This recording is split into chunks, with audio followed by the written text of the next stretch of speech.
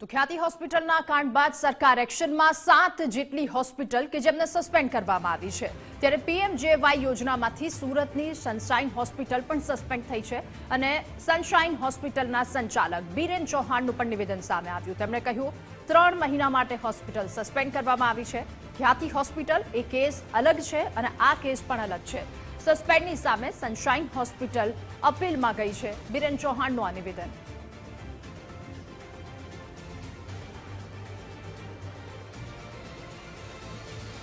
राज्य सरकार द्वारा पीएमजेवाय योजनामांथी केटलीक होस्पिटलने सस्पेन्ड करवामां आवी छे। ते पैकी सूरतनी सनशाइन ग्लोबल होस्पिटलनो पण समावेश थाय छे। कया कारणोसर छे सस्पेन्ड करवामां आवी छे, आपणी जोड़े एडमिनिस्ट्रेशनना सभ्य जोड़ाया छे, तेमना जोड़े सीधी वात करीशुं। आपनुं नाम? Doctor Biren Chauhan, group CEO, Sunshine Global hospital, सूरत।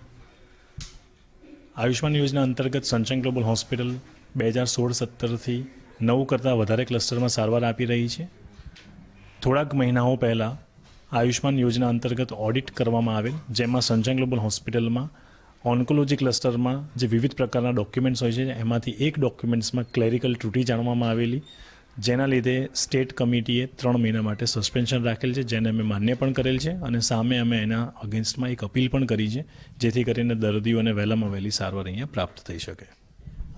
અમદાવાદની જે ખ્યાતિ હોસ્પિટલની ઘટના બની છે, એ ઘટનાને લઈને હોસ્પિટલને પીએમજેવાય યોજનામાંથી સસ્પેન્ડ કરી એવું કંઈ કારણ?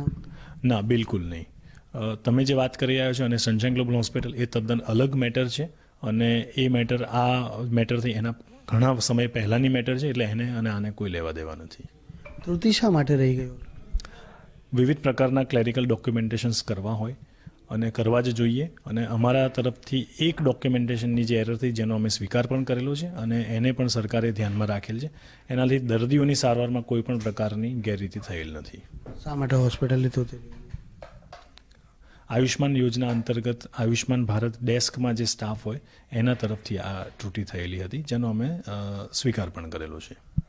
તો બિલકુલ જે પ્રમાણે આપણે સાંભળ્યું હશે કે સુરતની સનશાઇન હોસ્પિટલ ને પીએમજેવાયમાંથી સસ્પેન્ડ કરવામાં આવી છે, જેની પાછળનું જે કારણ જણાવવામાં આવી રહ્યું છે કે કેટલીક ત્રુટિ રહી જવાના કારણે આ જે સસ્પેન્શન છે તે કરવામાં આવ્યું છે અને હાલ જે છે તે તેઓ દ્વારા અપીલ પણ કરવામાં આવી છે કે દર્દીઓને પીએમજેવાય યોજનાનો લાભ મળી રહે। કેમેરામેન અજય કુમાર સાથે રાકેશ બ્રહ્મભટ્ટ, ગુજરાત ફર્સ્ટ, સુરત।